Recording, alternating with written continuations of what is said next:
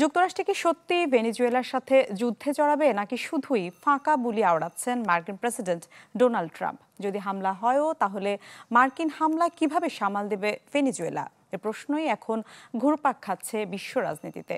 বার্তা সংস্থা রয়টার্সের প্রতিবেদন বলছে, ক্রমবর্ধমান মার্কিন চাপের মুখে সম্ভাব্য হামলা ঠেকাতে গেরিলা কৌশল ও অরাজকতা সৃষ্টির পরিকল্পনা করছে কারাকাস। ভেনেজুয়েলা ও যুক্তরাষ্ট্রের যুদ্ধাবস্থা এখন বিশ্ব রাজনীতির আলোচনার কেন্দ্রে। ক্যারিবীয় ও প্রশান্ত মহাসাগরে মার্কিন সামরিক উপস্থিতির বৃদ্ধি এর স্পষ্ট প্রমাণ। এমনকি দেশটির আকাশসীমা সম্পূর্ণভাবে বন্ধের হুঁশিয়ারিও দিয়েছেন ডোনাল্ড ট্রাম্প। এছাড়া ভেনেজুয়েলায় সিআইএর গোপন অভিযানের অনুমোদনও দিয়েছেন তিনি। কিন্তু ওয়াশিংটনের আগ্রাসন মোকাবেলায় ভেনেজুয়েলা কি প্রস্তুত? সামরিক সক্ষমতায় ভেনেজুয়েলার চেয়ে কয়েক গুণ শক্তিশালী যুক্তরাষ্ট্র।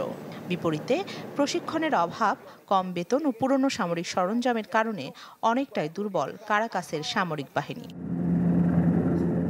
ভেনেজুয়েলার সামরিক সরঞ্জামের বেশিরভাগই রাশিয়ার তৈরি ও বহু বছরের পুরনো।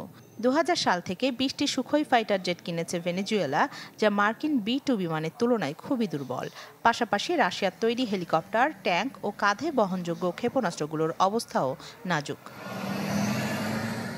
যুক্তরাষ্ট্রের আকাশ বায়ু স্থল আক্রমণ মোকাবিলায় গেরিলা ধাঁচের প্রতিরোধ গড়ে তোলার পরিকল্পনা করছে মাদুরো সরকার। এতে 280-এর বেশি স্থানে ছোট ছোট সামরিক ইউনিট নাশকতা ও গেরিলা কৌশলে প্রতিরোধ করবে। এরই মধ্যে রাশিয়ার 5000 ইগলা ক্ষেপণাস্ত্র মোতায়েন করেছে ভেনেজুয়েলা। দ্বিতীয় কৌশল অনার্গাইজেশন। এক্ষেত্রে গোয়েন্দা সংস্থা ও শাসক দল সমর্থিত সশস্ত্র গোষ্ঠী কারাকাসে বিশৃঙ্খলা সৃষ্টি করবে এবং দেশকে শাসন অযোগ্য করে তুলবে। ভেনেজুয়েলার সামরিক বাহিনীর সঙ্গে মাদক চক্রের যোগসাজশ আছে এমন অভিযোগে গত সেপ্টেম্বর থেকে ক্যারিবীয় ও প্রশান্ত মহাসাগরে দেশটির নৌযানে হামলা চালাচ্ছে মার্কিন সেনারা। এতে প্রাণ গেছে 80 জনের বেশি মানুষের। তবে যুক্তরাষ্ট্রের এসব অভিযোগ অস্বীকার করে আসছে কারাকাস। দেশটির বিপুল সম্পদের নিয়ন্ত্রণ নিতে সরকার পরিবর্তন চায় যুক্তরাষ্ট্র, এমন দাবি মাদুরোর। রাখি জেসমিন, চ্যানেল 24।